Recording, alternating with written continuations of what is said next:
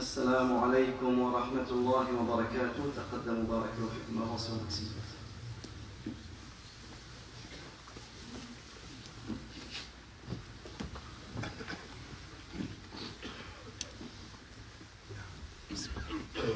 الله أكبر الله أكبر الله أكبر الله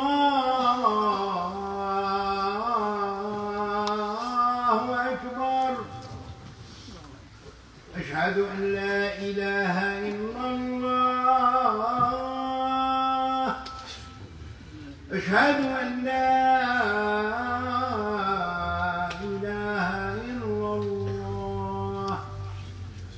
أشهد أن محمدا رسول الله. أشهد أن محمدا رسول الله. حي على الصلاة حي على الصلاة.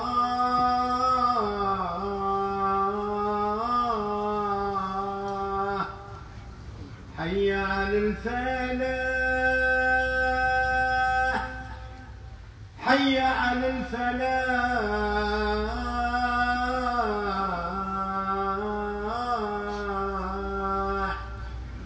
الله أكبر الله أكبر. لا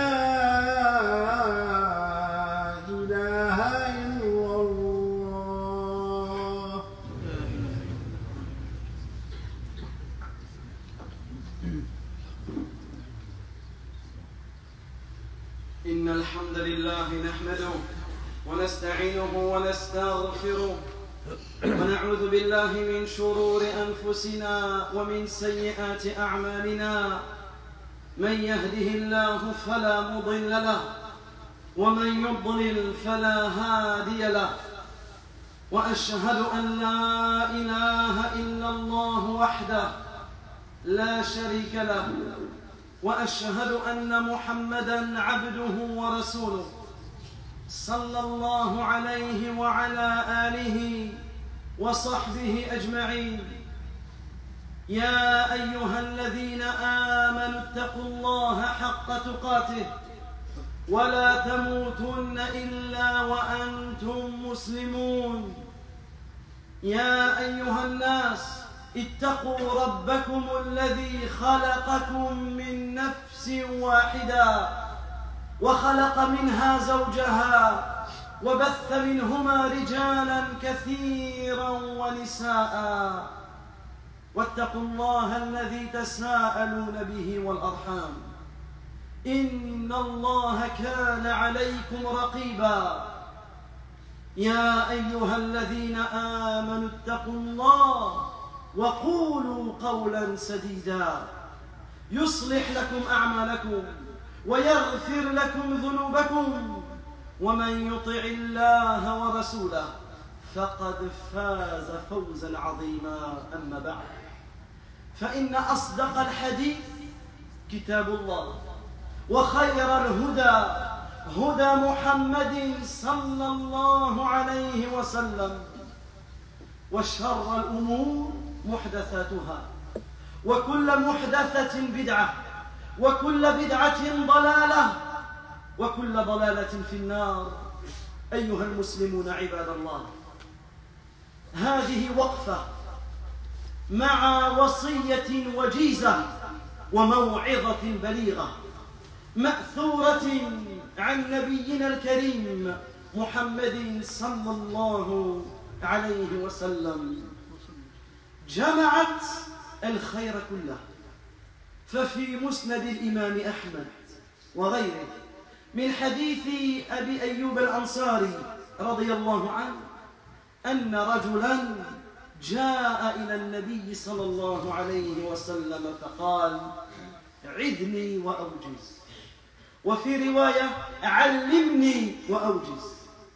فقال النبي صلى الله عليه وسلم: إذا قمت في صلاتك فصل صلاة مودع، ولا تكلم بكلام تعتذر منه غدا وأجمع اليأس مما في أيدي الناس.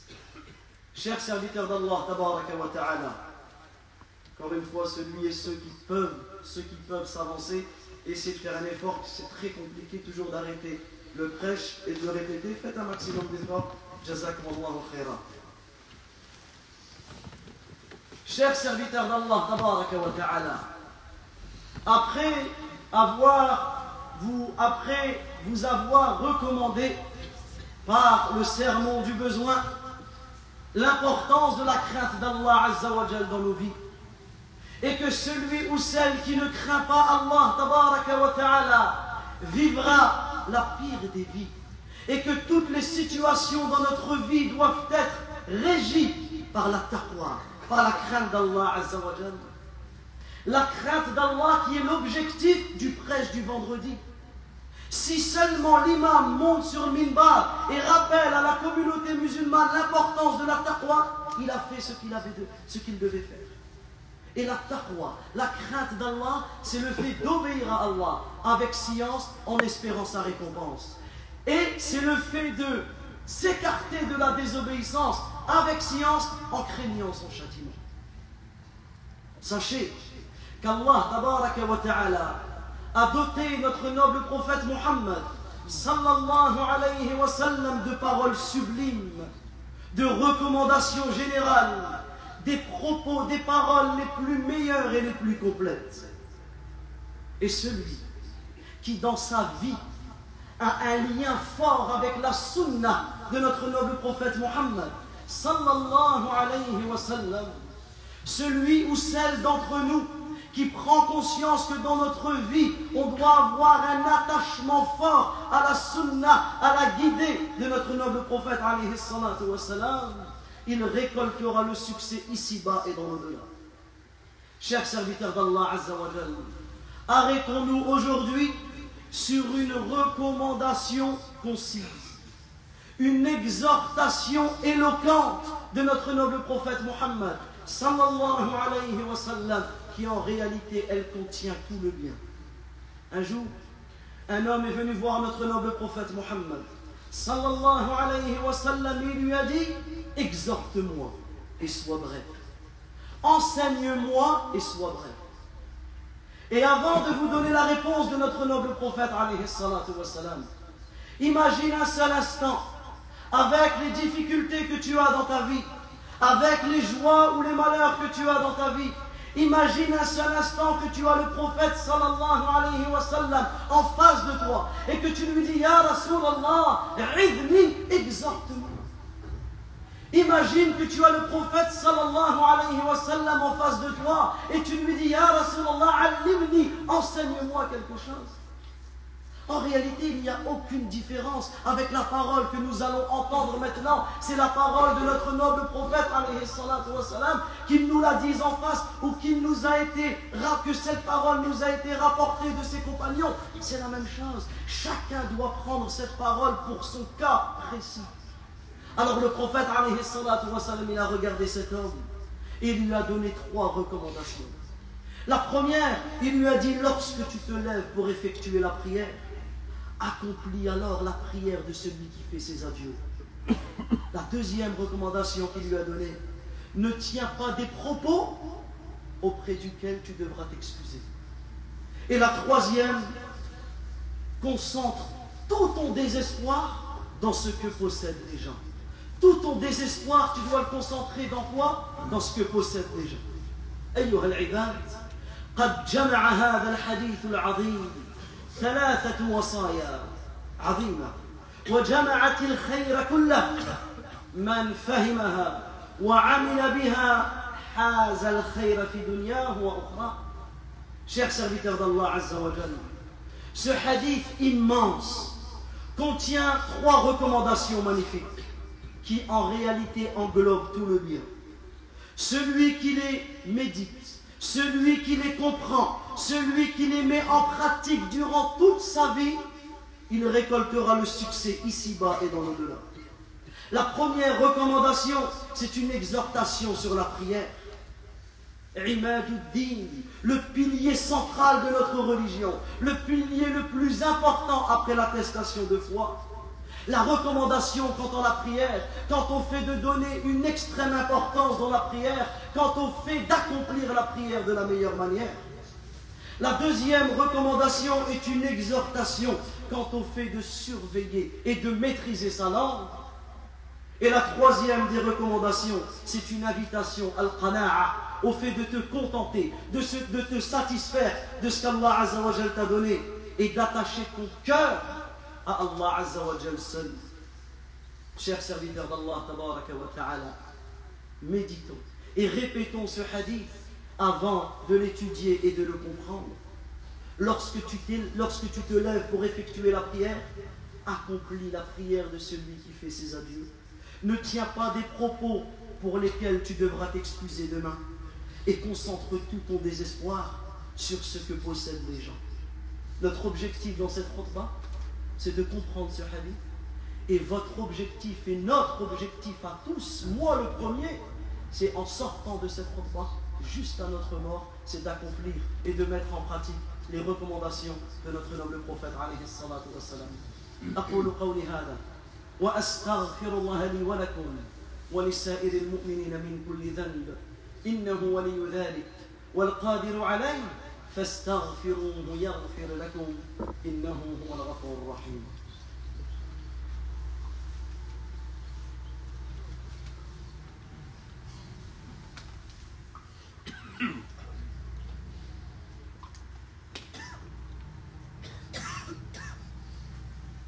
الحمد لله رب العالمين وأصلي وأسلم على أشرف الأنبياء والمرسلين نبينا محمد وعلى آله وصحبه أجمعين أما بعد.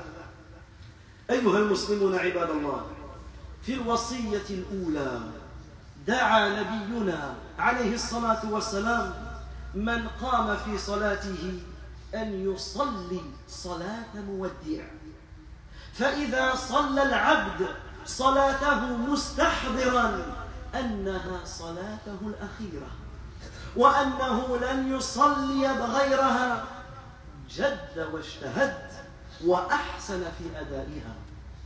Chers serviteurs d'Allah tabaraka wa ta'ala, dans la première recommandation de notre noble prophète Muhammad sallallahu alayhi wa sallam, il invite celui qui se lève pour la prière, c'est-à-dire celui qui va commencer sa prière, à effectuer la prière de celui qui fait ses adieux. Parce qu'en réalité, lorsque tu pries et que tu prends conscience que la prière que tu vas prier, c'est peut-être et sûrement la dernière prière de ta vie, que tu n'auras pas l'occasion de te prosterner une seconde fois, que peut-être qu'après cette prière tu vas mourir, que c'est peut-être la dernière fois de ta vie que tu peux t'entretenir dans cette prière avec ton Seigneur subhanahu wa ta'ala. Lorsqu'avant de prier tu prends conscience de cela, tu n'effectueras pas une prière comme tu as l'habitude de l'effectuer. Tu vas faire une prière dans laquelle tu seras concentré. Tu vas faire une prière dans laquelle il n'y a rien qui va occuper ton esprit. Tu vas faire une prière dans laquelle tu vas t'appliquer. Imagine que tu dis adieu à tes enfants. Imagine que tu dis adieu à ton épouse. Imagine tu leur c'est terminé, tu ne les verras plus. Imagine la dernière parole que tu leur diras. C'est quoi? Est-ce que tu vas être concentré dans ce que tu dis? Est-ce que tu vas sortir ce qui est le plus important dans ton cœur? Ou est-ce que tu vas simplement tourner à droite, à gauche? Non. Tu vas te concentrer sur ce que tu vas dire parce que c'est la dernière parole qu'ils vont entendre de toi. C'est connu, celui qui fait ses adieux à quelqu'un, ses dernières paroles sont importantes. Alors prends conscience que c'est peut-être cette dernière prière. Peut-être que tu ne vivras plus ce moment magnifique, prosterné, incliné entre les mains d'Allah tabaraka wa ta'ala. Celui qui comprend cette exhortation, il va embellir sa prière, il va se concentrer dans sa prière, il va réaliser parfaitement ses inclinaisons, ses prosternations, les obligations de la prière, ainsi que les actes recommandés de la prière. Mon frère, ma soeur, rappelle-toi à chaque fois que tu pries que c'est peut-être ta dernière prière. Rappelle-toi la mort dans ta prière, car lorsque l'homme se rappelle la mort dans sa prière, il est plus apte à être concentré. Effectue la prière d'un homme qui pense qu'il n'en fera pas une autre. Et subhanallah, celui ou celle qui prie comme cela, sa prière, elle va le conduire vers tout le khayr, vers tout le bien. Et sa prière va l'empêcher d'accomplir le mal. Son cœur sera rempli de iman. Son cœur sera vivant. Il goûtera à halawatul iman. Il goûtera à la saveur de la foi. Cette prière sera alors la prunelle de ses yeux, un repos et une source de bonheur pour lui. La deuxième recommandation, chers serviteurs d'Allah Azza wa Jalla, c'est une exhortation à préserver sa langue. La langue qui est le membre le plus dangereux pour la personne, parce qu'en réalité, les paroles, tant que tu ne les sors pas, tu les maîtrises. Mais une fois que tu les as sorties, c'est elles qui te maîtrisent. En réalité, tes paroles, elles sont tes prisonnières. Mais une fois que tu les as sorties, c'est toi leur prisonnier. C'est pour cela qu'on se doit de préserver sa langue et de ne pas dire quelque chose dont tu devras t'excuser demain. Ne pas dire quelque chose dont tu vas le regretter demain. Parce que souvent, les regrets ne servent plus à rien. Tu es responsable de ce que tu dis. Tu devras assumer les conséquences de ta parole. C'est pour cela que le prophète sallallahu alayhi wa sallam, il a dit: ne tiens pas de propos pour lesquels tu devras t'excuser demain. C'est pour cela que, chers serviteurs d'Allah Azza wa Jal, efforçons-nous à maîtriser notre langue. Efforçons-nous à préserver notre langue. Et méditons sur la parole du prophète alayhi salatu wa sallam, où il dit: Man kana yu'minu billahi wal yawmil akhir falyaqul khayran aw liyasmut. Celui qui croit en Allah au jour dernier, qu'il dise du bien ou qu'il se taise. Et un jour, le prophète alayhi salatu wa sallam, il a été voir Mu'adh ibn Jabal. Il lui a dit quoi? Il lui a dit: ah Mu'adh, préserve celle-ci en tenant sa langue. Alors Mu'adh, il dit: ya Rasulallah, est-ce que nous serons châtiés pour ce que nos langues disent? Alors le prophète alayhi salam, de lui dire que ta mère te perd, dit à Mu'adh, n'est-ce pas à cause de ce que les gens disent?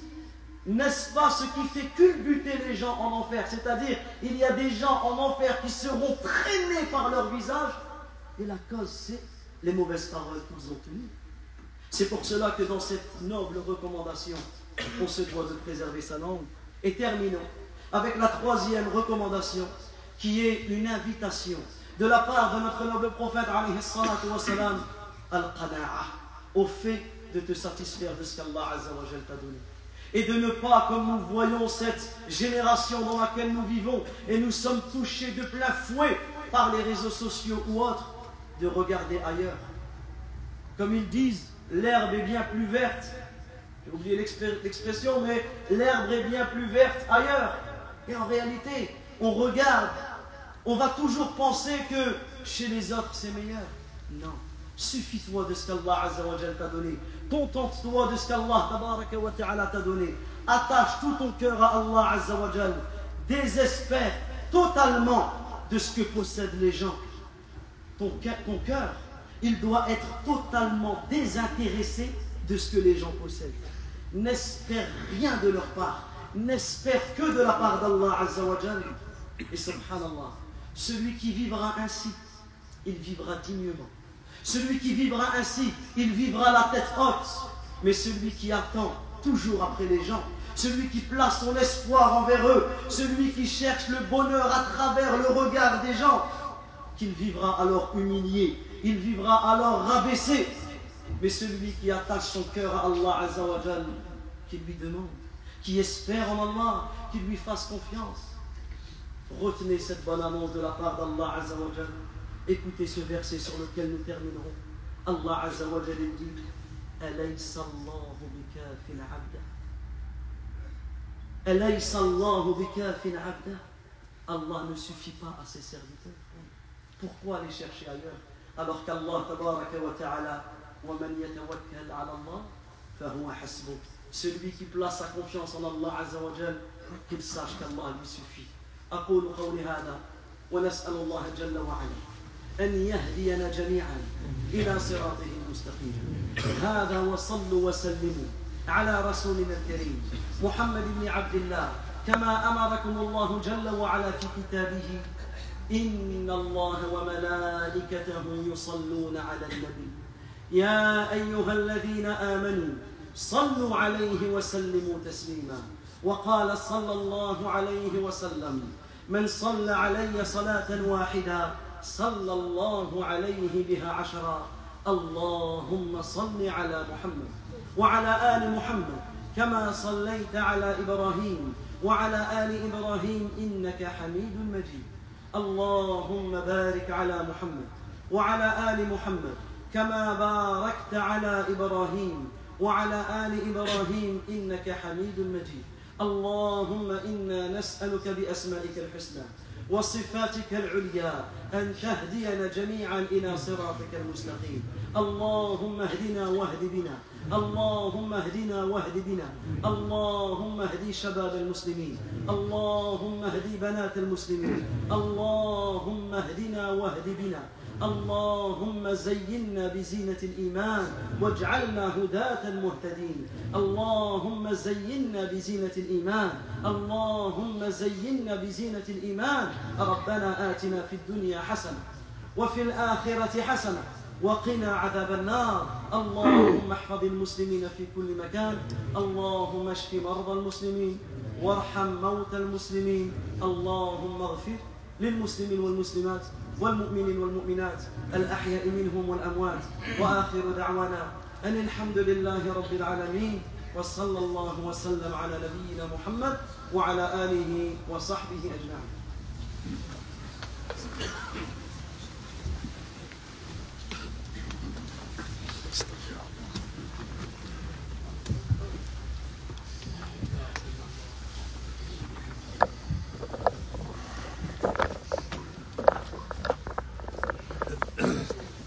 ياسين